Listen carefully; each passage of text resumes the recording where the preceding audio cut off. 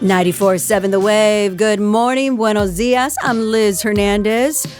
In studio with us, can't believe I'm even saying this, Congresswoman Jasmine Crockett. She is not afraid to speak truth to power, and she is sitting with us right here at The Wave. Good morning, Congresswoman. Good morning, Liz. It is such a pleasure to have you in studio. Same. It's an honor, truly. I want to jump right into it because I don't want to waste any time. One thing that I know about us is that we are a two-party country, and for a long time, we've made things work by sitting down and being able to communicate. Yes. And that just doesn't feel possible these days. Yeah. You know, Michelle Obama famously said, when they go low, we go high. And it feels like right now the low has no floor. Correct. Especially when it comes to human first. Yeah. How do we get back to meeting each other in a middle ground where we can listen and resolve our issues? Yeah, so you decided that you wanted to put me on your couch this morning, I see. No, listen, I think it's a great point and it's a great question. First of all, you can't have effective communication if you don't have effective communicators. That's number one, right? We know that when we're talking about any relationship, and we know that typically we see a breakdown in relationships when there's a breakdown in communication. So I think that number one, we've got to figure out what does effective communication look like. Number two, you know, a lot of things have changed about politics simply because we have these amazing little devices that we carry around everywhere that we go, and they record our entire lives. We get all of our information out of them. And so life in politics has changed. And I do think that specifically my party has struggled with trying to catch up with the times. And so there's a couple of levels of communication. You have to, number one, be able to listen as well as communicate back to the people that you represent. Our congressional districts, at least in the U.S. House, are approximately 766,000 people. Right now, what we consistently hear is that we have ineffective communication on my side of the aisle. That's with our constituency. And then there is the question of how do we then communicate with those that are across the aisle. Now, some would think that we don't communicate. We do. They absolutely understand what we're saying. But the thing is, when you are sent to a place like DC and you're elected to represent your districts, the thing is, the people in the districts themselves, they're not communicating with one another effectively, right? Like, we've gotten to the point that it's like, oh, if your friend or your family member supports one type of politician, you're like, I'm never talking to them again, right? Or we've gotten to the point that when you go down and you go to dinner, a lot of times you can look across a restaurant and people aren't talking to one another. Instead, they are looking at their phones. And so I think it does start with us. I think the onus starts right there at the grassroots level, and people have to start communicating with people and listening and hearing them out. That is when you'll get to the point that instead of someone voting to hurt somebody else, they would actually think and say, you know what? I don't want to hurt anybody else. I'm not going to be self-centered, because they have this interaction. They think about their friend or their coworker or their classmate instead of not thinking about them because they don't have a human connection to them. Well said. I want to get to a hot topic button of what's happening right here in our own city in Los Angeles when it comes to these raids. We're going to come back with Congresswoman Jasmine Crockett in studio right here at 94.7 The Wave. 94.7 The Wave. Good morning. Buenos dias. I'm Liz Hernandez in studio with Congresswoman Jasmine Crockett. Whether you are advocating for voting rights, calling out injustice, what I love about you, Jasmine, Congresswoman, is that you show up with heart, grit, and purpose. So I definitely got to ask you about the hot topic of what's happening right here in our beautiful city of Los Angeles with these raids with ICE, because for so much of our community, it feels like the ultimate betrayal, walking into workplaces where we know that the IRS gave information over to Doge. Doge then gave that to Homeland Security. And a lot of these hardworking people are being told the message, you know, if you work hard enough and you pay taxes and you're paying money into social programs that don't even benefit you, we're going to come still snatch you up. Yeah. So first of all, let's go Dodgers. They were phenomenal. And that's what it's about. I think what we see happening in LA is not what this administration wanted to see happen. What we see is a community that is coming together to protect their own, right? Because I think that when it came down to immigration, there was a lot of fear mongering, and there was this idea that, bad guys somehow are the ones that are causing the crime, and these bad guys and bad women are immigrants, right? And so everyone, whether you're an immigrant or a citizen, is like, yo, like, I don't want the bad guys on the streets, right? Like, everyone except for the Khan in chief, absolutely believes in law and order. Everyone wants to be safe.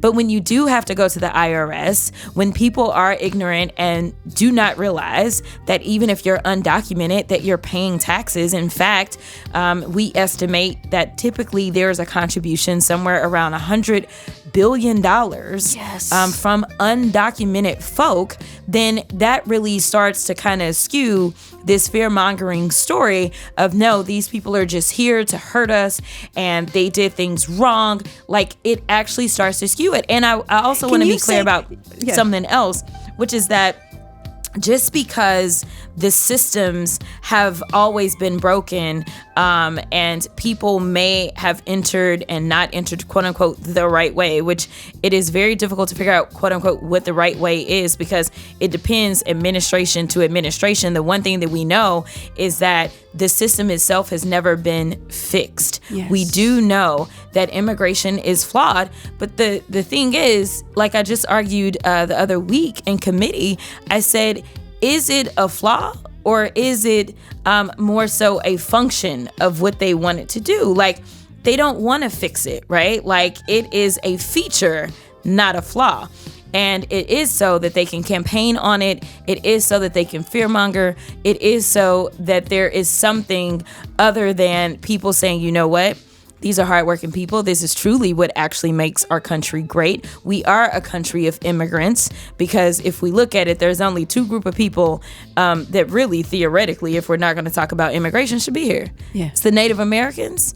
And, well, I'm not going to say black folks should be here, but we definitely did not come over here willingly. So, I think that it is important that we get back to the facts and we start to show some respect. And I think LA has been the best place that has said, listen, these are our friends. These are people that are helping our communities. They are not hurting our communities. When you talk about social programs, specifically Social Security, you do not draw down on Social Security. We know that they keep arguing that Social Security is insolvent. And so we are talking about people that are not only contributing to our economy and a lot of times doing jobs that a lot of other people that were born and raised here do not want to do, but we're also talking about them paying into a system like Social Security and never being able to pull down on it. Yes, thank you. If we can just stop othering each other, because that is the thing that just makes my blood boil. Well, I got here the right way. Yeah. There is no pathway to the right way. Correct. Man. Yeah. Congresswoman Jasmine Crockett. Speaking truth to power. We're coming back with more right here on 94.7 The Wave. Can't say thank you enough. 94.7 The Wave. Happy Grateful Friday. And I am deeply grateful to tell you Congresswoman Jasmine Crockett is in studio with us. Anywhere this woman goes, she shows up with grit, with heart, with purpose. And we got to get into it. I want to talk to you about where we are as a generation. We're either completely checked out when it comes to politics. We're like, oh, that's somebody else's responsibility. Or we're completely civically engaged, which a lot of us are right now. And I think that's so important that we pay attention. And one of the things, we kind of hear this in background noise, the big, beautiful bill. Can you explain that to people? Because I don't think we understand how much we will be impacted by this. Yeah, I like the way that you frame that, because I tell people all the time that you may not be politically engaged, but you will be politically impacted. And so here's the deal. There's a reason that the bill is written the way that it is. There's a reason that it's really big. They want to make sure that people that are focused on making sure they can keep a roof over their head, making sure they can keep food on the table, making sure that they can take care of their kids, that they literally do not have the luxury and time to sit down and go through this bill. So let me just give you some top lines, because it is hundreds of pages. Top lines are that basically the way that I describe it is we have two big kind of budgetary things that we do. We have a mandatory budget and then we have a discretionary budget. Discretionary is every single time they're saying, oh, the government is about to shut down. That comes September 30th at the end of the fiscal year. And then you have this reconciliation package that we're dealing with now. And this is our mandatory. So it's the same difference of, am I going to pay my rent? Am I going to pay my lights? Am I going to pay my water? Like those are mandatory items, right? And then you have your discretionary stuff. This is like, am I going to be able to take that trip to Vegas, right? Like those are the two different kind of ways that we go through it. So our mandatory spending is what we're dealing with. This is going to deal with our Medicaid. This is going to deal with SNAP benefits. And this is also going to deal with our income, our mandatory income. So what we have is we have an administration that says, listen, I had this $100,000 job and I was making my $100,000 and I created bills around making $100,000. So my apartment, it cost me, say $2,500 a month because I was making $100,000 a year. Now I'm saying, you know what? I want to go ahead and reduce my income. I'm going to reduce it down to $50,000. Now don't go with my percentages because I'm just giving you a demonstration, right? So now I'm going to reduce my income down to $50,000. Well, what does that mean? I don't know that I can still afford my apartment for $2,500 along with the car that I'm driving, all that kind of stuff. So I got to make some adjustments, right? So here it is. We're making adjustments. So now it's like, you know what? Let's kick 14 million people approximately. That's the highest estimate that we've had from the Congressional Budget Office, which is a nonpartisan organization. Let's kick 14 million people off of their health care because maybe now we can rein it in. We need a smaller crib, right? Let's kick millions of people off of SNAP benefits when they're only getting $6 a day to eat so that we can go ahead and deal with the fact that we reduce our income. And you say, well, why would you go ahead and take a job where you're only making $50,000? You were making $100,000. Well, that's just what they decided to do for the rich folk. They decided, you know what? We don't want your income. You go ahead and keep that money. That's basically what it boils down to. But here is the trick, right? They say, usually when money gets tight, what do? That's a lot of times when we run our credit card. So why some of the people on the super far right are pissed and saying, listen, we are not siding with this bill because they're like, you still want to run up the credit card. So here it is. We're cutting all these people out of their healthcare. We're cutting all these people out of their ability to potentially be able to eat. And guess what? We still got to run the credit card. So they're saying we got to raise the debt ceiling. So the amount of money that they have decided that they are going to give back to people who do not need it, like there's no question. They are going to give so much money back that after the cuts, it's still not enough to cover how much they are giving back to them. We still will go into further debt. So we have nothing to show for going into this extreme debt except for cruelty. And that's before we get to some of the other insidious things, making it more difficult to say, hold this administration in contempt because they're saying, listen, you got to put down bond money, all kinds of things that historically have not been there. They are trying to tie the hands of our judiciary because it is the only check on this administration that has not failed just yet. How do we get involved to say that? No, absolutely not. Yeah. So here's the deal. We have members that obviously believe that they are kings or queens. The reality is that elections are our checks on people like this. And so you shouldn't sit around and say, well, I've always been a Democrat or I've always been a Republican. What you always should be is for you and your family. That's what you should be about. OK, and this is coming from a Democrat, right? Like, I'm not telling you to be partisan because right now it's about right versus wrong. And so you should look and say, listen, like I've always agreed on, say, whatever issue was your big issue, whether it was abortion or not abortion, whatever it is, right? But you should say at the end of the day, whether you agree with trans folk or not, whether you agree with abortion or not, whether you agree with immigration and how it's been going or not, you should say, is this impacting me? Am I going to be able to eat? Am I going to live? Because we know for sure that people are going to die without this health care. And you should say, listen, I may have always thought that I was a R or an I or a D or whatever, but right now I got to do what's right for me. And so that's the only letter people should be looking for is the M. All right. And so It's time to vote people out. Stop voting against yourself, because right now these people have decided that they will ignore you. I have brought out how many people in some of their districts are going to lose their health care, children and everything, and they don't care. And so you shouldn't care when you hit the ballot box. That's what you said it right there. Vote for the M. Yeah. For me, how is it impacting you? We're coming back with more Congresswoman Jasmine Crockett right here at 94.7 The Wave. 94.7 The Wave. Good morning. Buenos dias. I'm Liz Hernandez. In studio with us is Congresswoman Jasmine Crockett. You represent Texas's 30th district. Yes. Yes. And she brings her background as a public defender and civil rights attorney to the halls of Congress. And for that, we are so deeply grateful. I want to talk about the narrative that we have going on, especially with what's happening with this administration, that immigrants are criminals. And if we're not being painted as criminals, then they're saying, well, there are fruit pickers and our hotel workers. And what about just we're human beings that deserve dignity and safety? Yeah. I don't think this administration cares. I mean, that's what it's about. The idea is that, I remember going down to the border in Texas. I was asked to campaign for a candidate that a lot of people know. But anyway, I went down there. This is some years ago. And I was like, yo, what's happening at the border? Like, why are people into Trump? And like, what's going on? And the response was, it's the machismo. That was the response.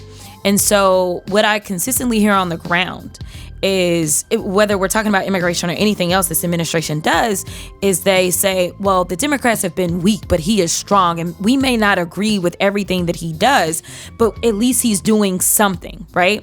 And so they're like, mistakes are going to happen. And so that's how they look at this. They're like, well, it's fine because he's really going after the bad guys. And if he gets even a few U.S. citizens, that's okay, right? And it's like, no, it's not. Like, we got a whole constitution. Like, first of all, you can't get rid of somebody that is a U.S. citizen.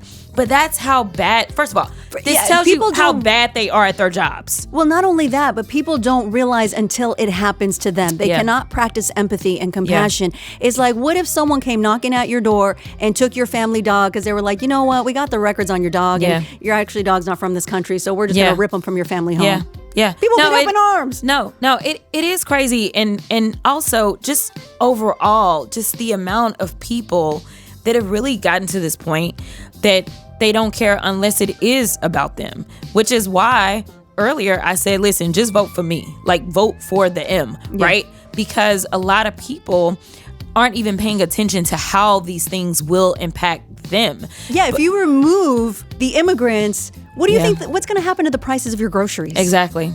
What's already been happening to the prices of your groceries. But again, if you understand who we are in this country, if you understand the Constitution, then you are not for this, regardless of your political affiliation. The fact that he thought that he could get rid of citizenship, birthright citizenship, with the swipe of a pen, and he got shut down by every single judge, no matter if they were appointed by Democrats or Republicans, he was shut down on every single level. The fact that they're debating who has a right to due process when it is clear in the Fifth Amendment that if you are on this soil, you have a right to due process. Like, if you really love this country, if you believe in the freedoms that are espoused in the Constitution, then you are not for this. You are anti him. It doesn't make you anti-Republican. It makes you anti-wrong. If that would have went through, I would have been deported. Yeah. I'm first generation. Yeah. That is wild. Yeah. It's just, people just don't understand. Again, with the voting system, it's not, if you stand up for something, it doesn't mean I'm against you. Yeah. It just means I'm voting for what is right and protecting myself and the people that I love. Exactly. We're coming back with more. Congressman Jasmine Crockett in studio with us right here at 94.7 The Wave. 94.7 The Wave. Man, on this Grateful Friday, I just want to express my deepest gratitude to Congresswoman Jasmine Crockett for being in studio with us. Thank you. The pleasure has been mine. Always speaking truth to power. We need you more than ever right now. And I just want to give you the platform to any final thoughts, whatever's in your heart, what we need to do in this generation to step up, to not be afraid. I always say there's a lot of vulnerability in speaking what's in your heart and what's truth and listening to your moral compass. Yeah. But We need to. We have to. Yeah. So what I would say is, listen, I know that if you're listening, chances are you've had that moment where you felt powerless. And I want to make sure that you understand with all certainty that the power belongs to the people. Do not ever cede your power. And it's one of the most beautiful things about the No Kings rallies that took place across the country. It's one of the most beautiful things that we've seen right here in LA is that the people are harnessing their power. We live in a democracy. And while I know that they want to change it into something else, it can only be changed if we sit back and we cede our power. Our power is in our voice. Our power is in our vote. And it is time. If you haven't done anything before, this is your time. Don't wait on somebody to come and save you, because baby, ain't nobody coming. The person that's going to save you, you need to go ahead and check yourself and look in the mirror. So just use your power and we will make it through. We have done it before. We will do it. I know it's different, but as they say, every single generation has to fight for their freedom. And this is our generational fight. Absolutely. They want us shaking in the corner. That's why they're rolling tanks through Compton. And we can't fall victim to the fear. We got to stand up with courage and fight for what is right. Congresswoman, man, I just salute you, because you're doing the work for a lot of us. And I don't want to let you down. I want to stand behind you. I want to use my voice. I want to stand up for what is right. And again, on this Grateful Friday, I just want to say, we don't want to let each other down. This is about us. We're in this together. So we're partners. Locking arms. Yeah. Thank you so much. Absolutely. I know it's early in the morning. And it is. Dina LaPole, thank you so much. We love you. And happy birthday. Happy birthday, Dina. 94.7 The Wave. Ooh, we are in this together. 94.7 The Wave.